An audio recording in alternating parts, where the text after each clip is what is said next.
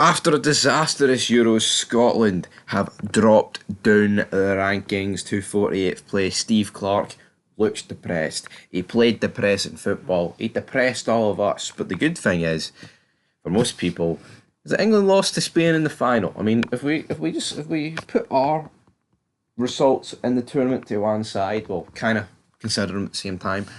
Imagine how much worse this Euros would have been if you combine England winning it with how poor we were. I think there's no coming back for that, by the way. I mean, honestly, I think, would that have got Clark the sack? Probably not, but I mean, could you have thought of a worse scenario? Us picking up 1 point, playing some of the worst football known to man, and also then England going on and winning it. Just absolutely bizarre. But we're falling down the rankings. Alright, so we've dropped 9 places to 48th, so that means we were in 39th place. Obviously, we dropped down quite a bit from about, 15 months ago. Now, 15 months ago, give or take, that's been our best spell as a team since the 90s, I'd say. Well, I mean, I was going the 90s. In probably terms of the rankings, it is. But obviously, like 06, 07, 08, that campaign, you know, beating France, getting cheated by Italy, a lot of great moments in there.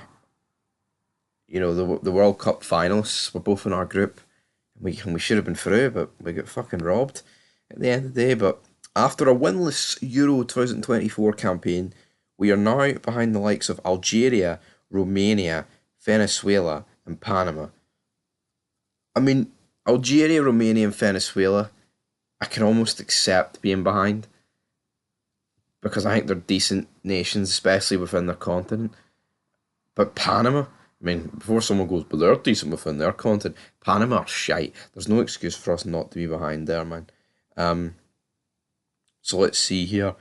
Argentina are the top ranked nation after the Copa America win, with Spain up to third, just behind France. So you've got Argentina, France, Spain, then England. England moved up 54th after their run to the Euros final, while Wales dropped down one to 30th. So, Wales, who haven't appeared in an international tournament for like 3 years, sit 18 spots above us, and we've got a much better team than Wales.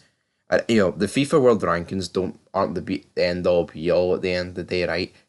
But I think it's actually pathetic that we're 18 spots behind Wales. Their team is gash. Our team plays like gash, despite actually having decent players. The Republic of Ireland are down to 58th. We're only 10 spots ahead of them, even though we've got much better players. And Northern Ireland are down to 74th. Obviously, they are 26 behind us. So it's just not good enough for Clark, man. I'm sorry. It's really, really not. As Ewan Henderson has joined the Belgian Pro League club Beerschot in a six-figure deal with a sell-on fee included. Pretty sure it's the same club Lawrence Shanklin played at, wasn't it, big man? But in terms of these FIFA ratings, it's no good enough, man. Being down there. I mean, being behind Panama.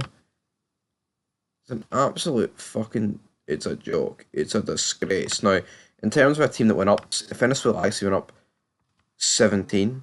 Czech Republic dropped down 13. But we dropped down 9. Switzerland are 15th, right?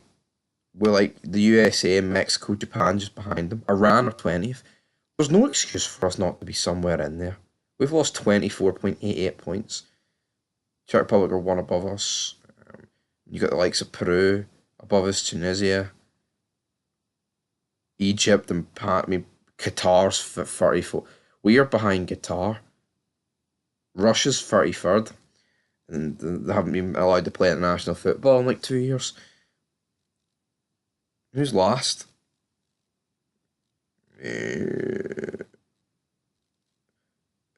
Who's last?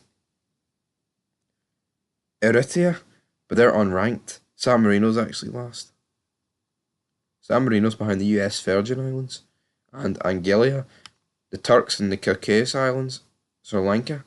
A lot going on there, but overall, 48th place. What do you make of it, guys? It's no good enough for Steve Clarke, but I'm sure he had a wee dram on Sunday.